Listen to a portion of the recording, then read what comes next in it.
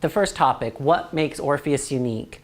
I want to start with this because from this topic flows basically everything that we do here at Orpheus. Why we have our musicianship classes, why we have a certain kind of makeup policy, why we have our summer study policy, all of these other things. And I would say the number one thing that makes Orpheus unique as a music school, really around the country, is a community of world-class teachers. When my wife and I started Orpheus 10 years ago, we were sorely disappointed at the options available to us as educators to work with other great teachers and share our ideas, and more importantly, to grow as teachers ourselves. I was teaching at Southwestern University, and she was teaching at St. Stephen's Episcopal High School, as well as at a community music school.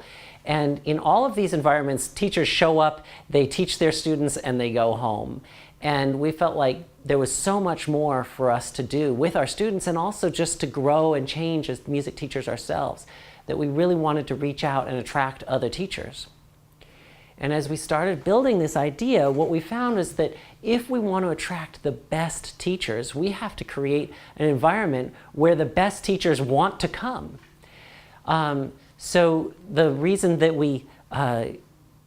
the way that we get the teachers here might not surprise you. It's to get the best students here.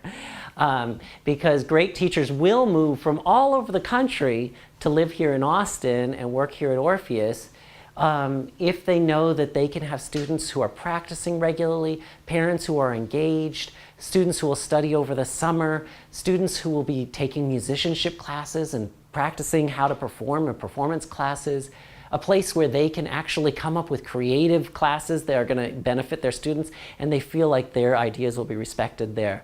So since we've opened up our recruiting nationwide, we have had amazing teachers such as Dr. Eugenio Zapata, who just moved here from South Dakota, where he was a professor and he had a full piano studio. Dr. Scott Donald, who was a director at one of the more prestigious music schools in the country.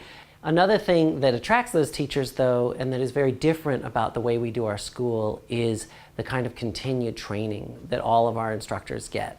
So, for example, after I finished my doctoral degree with an emphasis in guitar education, I went on and have done hundreds and hundreds of hours of training in the Kodai method and Dalcroze eurythmics.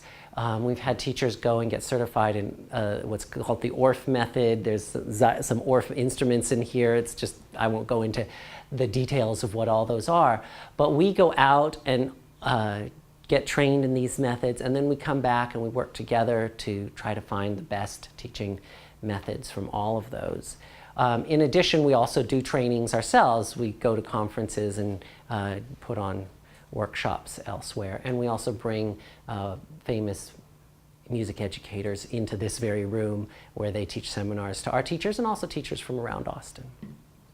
I mean, that might not surprise you if you work in a field, well, just about any field. I think in order to stay certified as an electrician or a counselor or just about anything, you have to do continued training.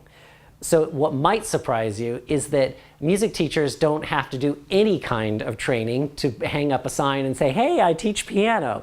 And as a result, 99.9% of them actually never do any kind of additional training after their college degree, if that. So I think that the fact that we supply our teachers with this attracts a certain kind of teacher to our school. And the process by which we hire them is extremely detailed. You know, they submit videos and background checks and references and a long, long interview process, because just because they happen to be great teachers doesn't mean that they're the perfect fit for our school. So I just want to share with you that that truly, in a way, is where the bedrock of many of our policies come from. And you know, this is what leads to an atmosphere of collaboration, not just between the teachers, but also hopefully between all the students.